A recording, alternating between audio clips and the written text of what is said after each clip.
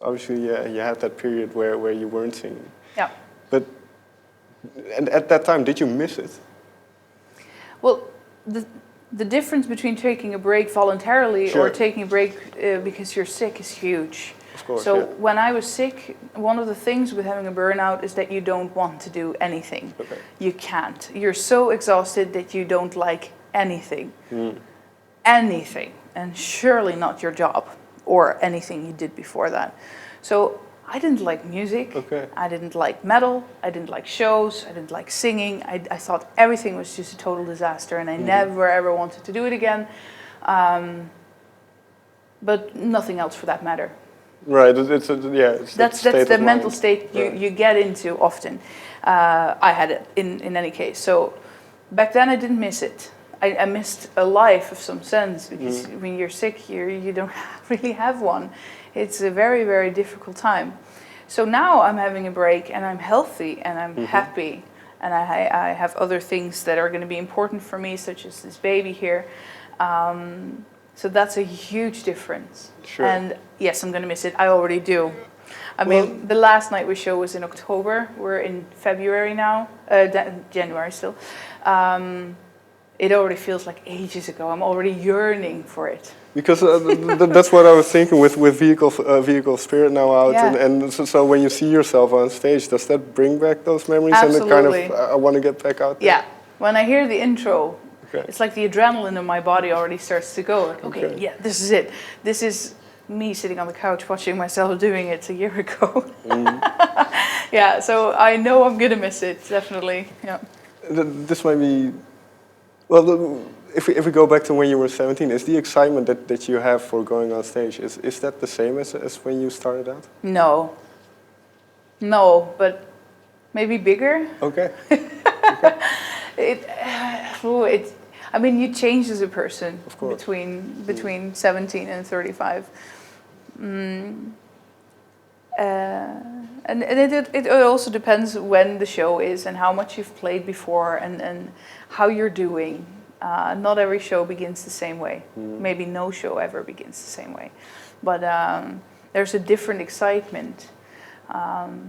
But what's lovely about not being 17 but 35 is that you're so much more in control of who you actually are. You know yourself better. You know what you can do better. And there's this lovely feeling of confidence that I have and that I feel within Nightwish when we go on stage. That's not something you can have when you're 17. Sure. And that still brings excitement, but on a whole different level. With this confidence, because, well, Nightwish was already quite a big band when you joined. Yeah, I would say so. and obviously they had other female singers, you had to follow in their footsteps in a way. So that confidence, did that take you long to kind of feel that same confidence you had maybe in Revamp or After Forever? It was such a different confidence in a sense, because I started Revamp. I was part of the beginning members of After Forever. Now I get into something that's already existing. Right. I wrote music for After Forever and Revamp, and now I'm going to sing music that's written by somebody else. And that feels different. Sure. So the expectations were different, but the good thing about my start in Nightwish was that it was so sudden.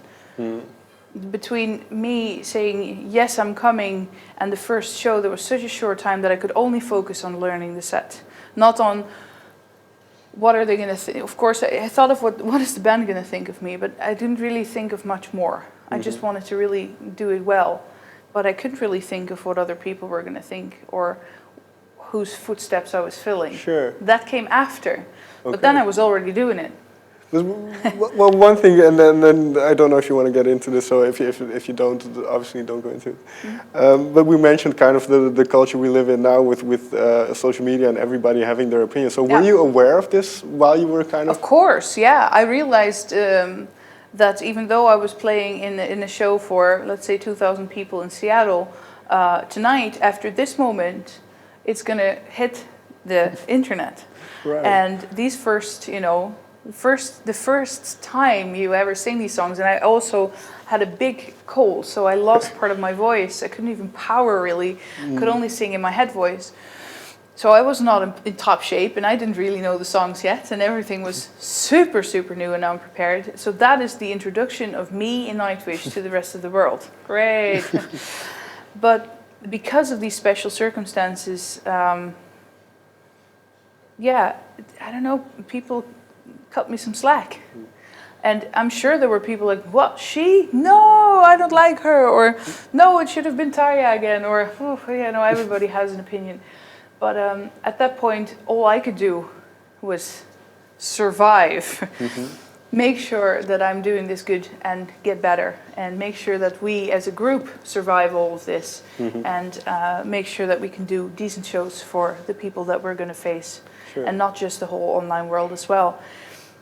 And I felt so welcomed by people. And I am sure there was a shitstorm online, but I didn't look because there was no space for that. And it's still a fact that everybody is entitled to their own opinion. It's just really funny that the difference between what people say to you when they meet you or the things that you read online are sometimes so different. Right. People should learn how to behave online a bit better, maybe. But as a public figure, is that difficult to deal with? That people have certain expectations, certain ideas about you that might not necessarily be true, or? I think sometimes, yeah, when the expectation is not meeting the reality at all. When it comes to meeting me, for instance, sometimes people who really want to get a picture or an autograph on moments that simply don't work, and you have to say no. To sell no to somebody, that's a terrible thing. I don't want to do that. Of course. But I sometimes have to, because I can't. I'm too tired, or I have to focus on something else. And it's an extra for you that you might think that you are entitled to, but actually you're not, because you're entitled to a great show. That is what we promised. I'm going to sing super good for you. I'm going to give everything I have anyway. Everything I got to give will go into the show. Everything around that is extra. Right. And that is something that I sometimes find very difficult to, because I understand that people want to get a little piece of me sometimes, but I sometimes don't have it to give it, because there isn't any. And that I find very difficult. But at least then you have a face-to-face confrontation. It's real people interaction. Right. Whatever's happening online sometimes, that is a whole different world that I'm more and more trying to just get away from. Like, social media really needs a different name, because there's nothing social about it. Right, well, I agree. But final question then, to kind of come full circle. Have you, and I assume you have, but have you met Anneke van Giersbergen? Yeah, many times actually. So what was the first time like for you meeting her? Oh. Do you remember? Yeah, I think it was for. It might have been for a photo shoot for an Aardschok, Dutch magazine, for a cover shoot with Arjen Lucassen, with Arjen and Simone from Epica, Anneke and me, and we were Arjen's angels. Okay. I think that was the first time we really met, or at least the first thing that comes to mind where,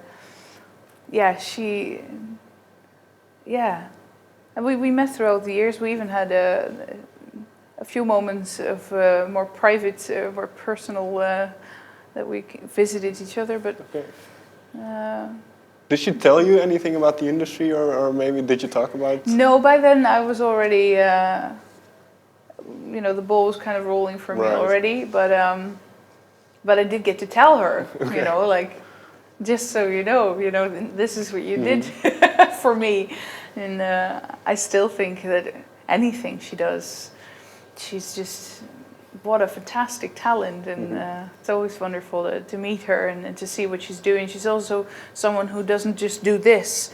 She's very, in all kinds of stuff. A true musician, really somebody who wants to explore everything. And now she's got new projects again. I'm like, cool, you're awesome. Very last question. Are you, in a way, aware that because you travel all over the world playing huge shows, that you have or can have a similar role for young women or guys in the audience? Is that something? I know, but it's very hard to grasp. Right. Because I think it's amazingly special and a huge honor. Yeah, so I've heard it and I'm aware of it, and I think that's a huge thing. So yeah. Is there one maybe reaction from a fan, maybe somebody who came up to you that really stuck with you?